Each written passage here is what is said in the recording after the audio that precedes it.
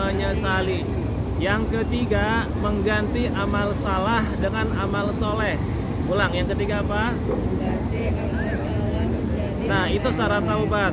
Kalau misalkan kita taubat tetapi masih mengulangi lagi, itu namanya bukan taubat. Taubat sambal. Udah tahu pedas dimakan terus. Ya. Jadi syarat taubat ini 3. Yang pertama, berjanji tidak mengulangi lagi, menyesali perbuatan dosa tersebut.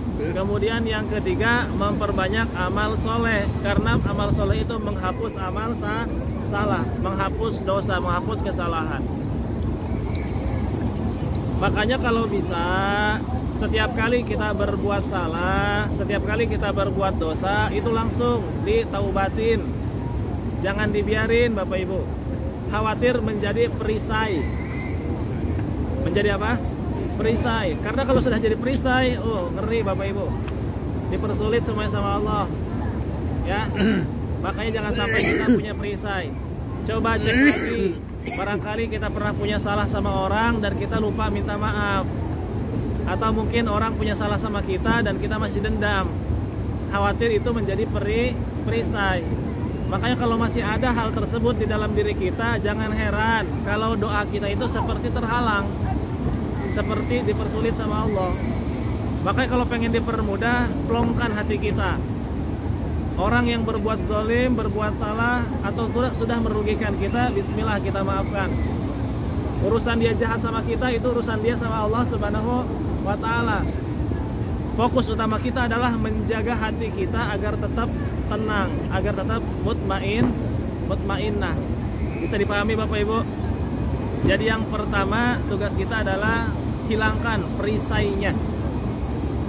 Hilangkan apa? Perisainya. Karena kebaikan-kebaikan yang Allah kasih kepada kita itu ibarat air sungai yang mengalir deras. Rezeki, kebaikan, keberuntungan, impian dan sebagainya itu ibarat air sungai yang mengalir deras. Kalau seandainya nggak ada penghalang di air sungai itu akan terus memasuki kepada kehidupan kita. Tapi kalau ada penghalang, maka tersumbat tuh kebaikan-kebaikan tersebut.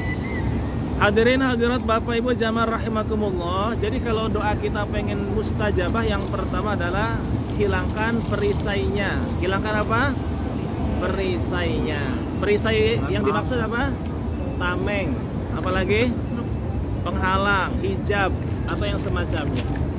Kemudian yang kedua, saya menyebutnya LOP. Nah, apa? LOP. Tapi bukan LOP, Pak Dede.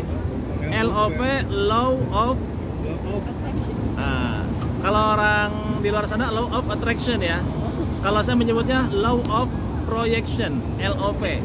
Projection. Tahu Infocus tahu? Infocus itu kan merek ya. Kalau nama alatnya apa sih? Infocus. Proyektor. Oke. Infocus itu nama merek. Ibaratnya Samsung ya. Infocus itu nama merek. Ulang. Proyektor tugasnya apa? Memproyeksikan ya. Misalkan Bapak Ibu, ini proyektor. Ya, perhatikan semuanya ke depan. Ini proyektor di depan layar.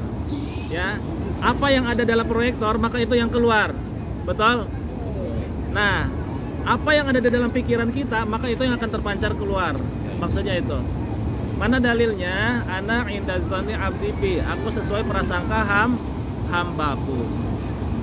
Ada yang mengeluh, Pak Ustadz, saya sudah berdoa siang dan malam, tahajud setiap malam gak pernah putus, duha setiap hari gak pernah lewat, tapi kenapa doa saya gak dikabulkan? Kenapa Bapak Ibu? Kenapa? Tahu nggak? Hah? Perisainya masih ada. Kan dia udah tahajud setiap malam, berarti dosanya udah diampuni dong. Tapi ini dia udah tahajud, udah doa terus, udah sholat duha terus sholatnya rajin, tapi nggak dikabulin. Kenapa? Kami bilang itu sudah dikabulin, tapi yang dikabulin yang paling akhir itu. Yang paling akhir apa dia bilang? Yang paling akhir tadi apa?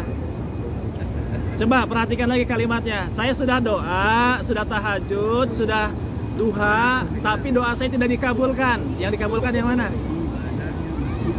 Tidak dikabul. Paham? Nah, ini coba fokus deh, biar fokus, biar matanya dapat. Ulang. Ini orang bilang, saya sudah duha, sudah doa, sudah tahajud tiap malam, tapi doa saya tidak dikabulkan. Yang dikabulkan yang akhir. Yang akhir itu apa maksudnya? Tidak dikabulkan. Dia sudah mikir, sudah bilang tidak dikabulkan, ya udah nggak dikabulin. Berarti dikabulin dong. Berarti dikabulin dong. Tapi yang ujung yang dikabulinnya. Yang tidak dikabulkan. Ngomongnya salah. Makanya Bapak Ibu, kalau habis doa itu dilupain. Jangan diingat-ingat. Termasuk dalam beramal itu kalau bisa dilupakan. Karena konsep ikhlas itu 2L. Apa 2L? Lukman. Maksudnya lakukan, lupakan. 2L apa? Nah, itu termasuk dalam berdoa. Udah doa, habis doa udah lupain. Karena Allah mengabulkan doa itu ketika kita lupa. Allah membalas amal kita itu ketika kita lupa. Kadang-kadang ada yang terjebak sama ceramahnya Ustadz. Kata Ustadz gini, siapa yang sedekah satu kebaikan maka akan dibalas 10 kali lipatnya. Beneran diamalin tuh sama dia. Dia sedekah 100.000 ke kotak amal di masjid. Diingat-ingat aja, ditungguin aja.